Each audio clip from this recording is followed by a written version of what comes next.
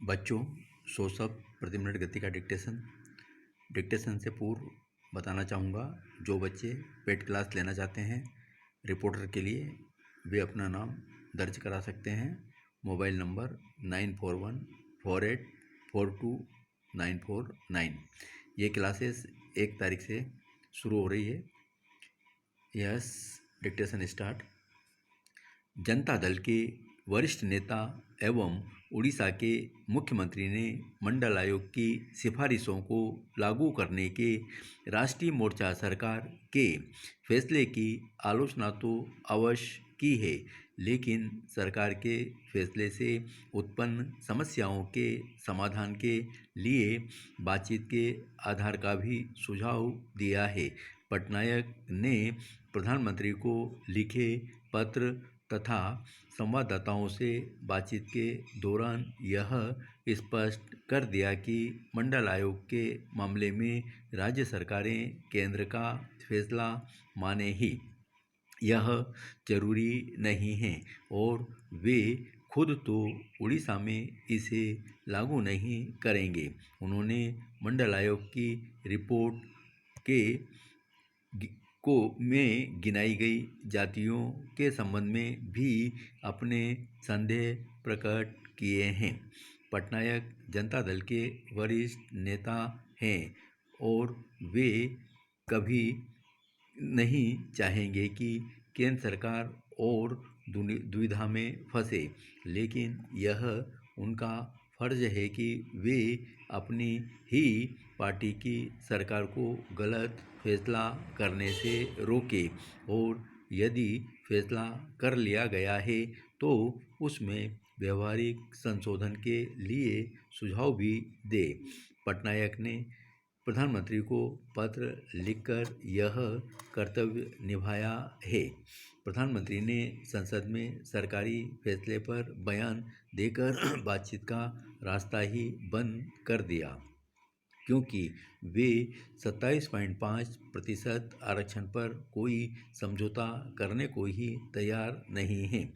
आरक्षण विरोधी आंदोलनकारी छात्रों के पास अभी न कोई संगठन है और न कोई नेतृत्व ही है। ऐसी स्थिति में बातचीत के सभी द्वार बंद से लगने लगे हैं। राष्ट्रीय मोर्चा सरकार के समर्थक दलों को विश्वनाथ प्रताप सिंह ने बड़ी असमंजस की स्थिति में डाल दिया है, क्योंकि इतने महत्वपूर्ण निर्णय से पहले उनसे सलाह मशविरा करना तक उन्होंने ठीक नहीं समझा। बीजू पटनायक ने प्रधानमंत्री को पत्र लिखकर सरकार को अनावश्यक असमंजस की स्थिति से बाहर निकालने की चेष्टा की है।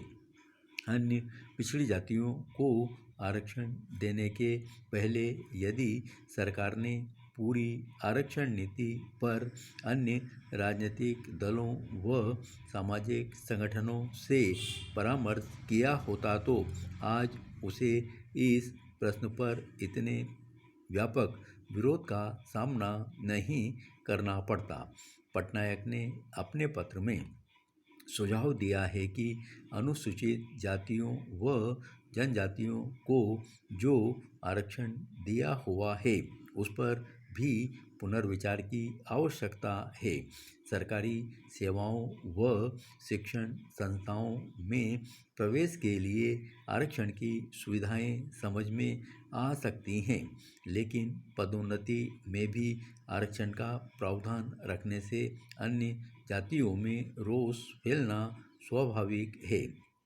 एक और सुझाव पटनायक का यह है कि अनुसूचित जातियों व जनजातियों के जिन जिन परिवारों ने आरक्षण का एक बार लाभ उठा लिया है उन्हें भविष्य में उस लाभ से वंचित कर दिया जाए।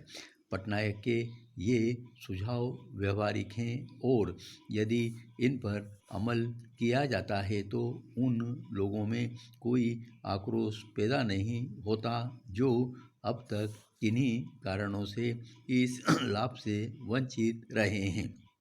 जहाँ तक अन्य पिछड़ी जातियों के लिए सरकारी सेवाओं में आरक्षण का प्रश्न है उसे भी व्यवहारिक दृष्टिकोण में सोचा जा सकता है।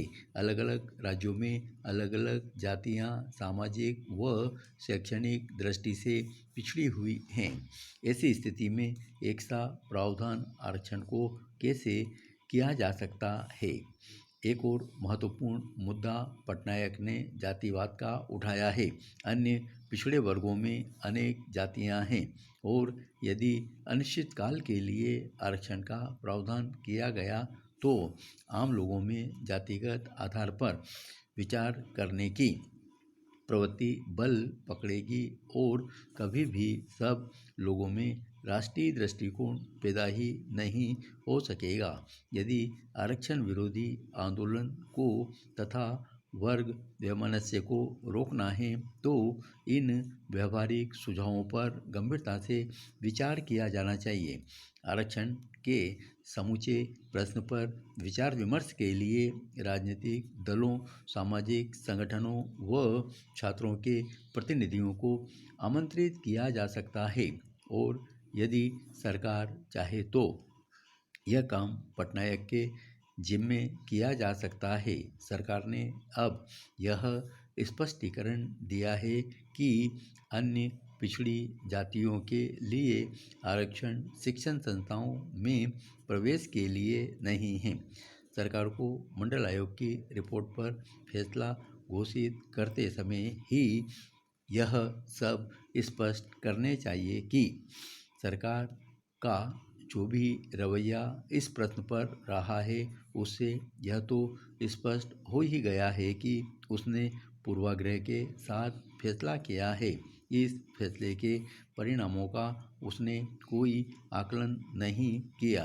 पटनायक ने छात्रों से भी इस महत्वपूर्ण मुद्दे पर बहस करने का आग्रह करके यह प्रयास किया है कि उन्हें बातचीत के लिए तैयार किया जाए जिससे इस उलझनपूर्ण समस्या का कोई समाधान निकल सके।